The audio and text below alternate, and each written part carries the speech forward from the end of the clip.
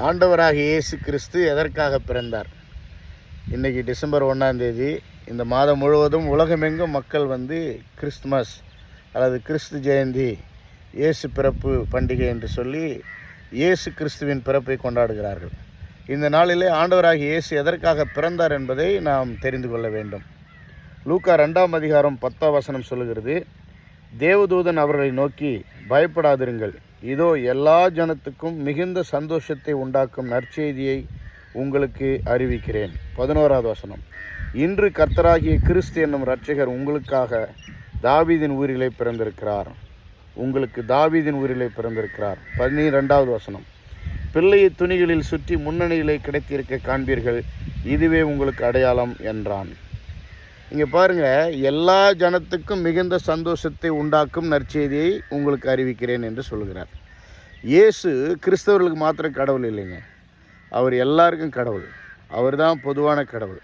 கடவுள் மனிதனாக அவதாரமாக வந்தார், அதுதான் இயேசு கிறிஸ்து. இயேசு என்றால் பாவங்களை நீக்கி ரட்சிக்கிறவர் என்று அர்த்தம். மத்தேயு 1:21 படி பைபிள் வேதம் சொல்லுகிறது, இயேசு எல்லாருக்காகவும் பிறந்தார்.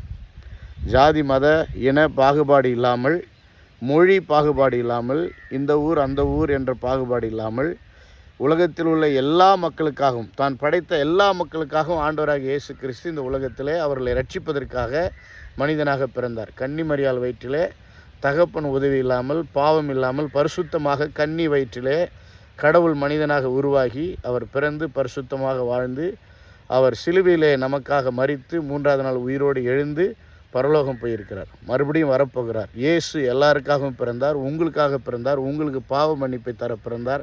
அவரை தொடர்ந்து விசுவாசிப்போம். விசுவாசிக்காதவர்கள் அவரை பற்றி பரிசுத்த வேதாகமத்தில் படியுங்கள், மற்றவரிடத்தில் கேளுங்கள், ஆண்டவரிடத்தில் நீங்களே ஜெபியுங்கள். ஆண்டவர் உங்களோடு பேசுவார், உங்களுக்கு புரிய வைப்பார். இயேசு உங்களுக்காக பிறந்தார், இயேசு எல்லாருக்காகவும் பிறந்தார், பாவ மன்னிப்புக்காக பிறந்தார். நாளைக்கு இதை குறித்து தொடர்ந்து நாம் கற்றுக்கொள்வோம். God bless you. தேங்க்யூ.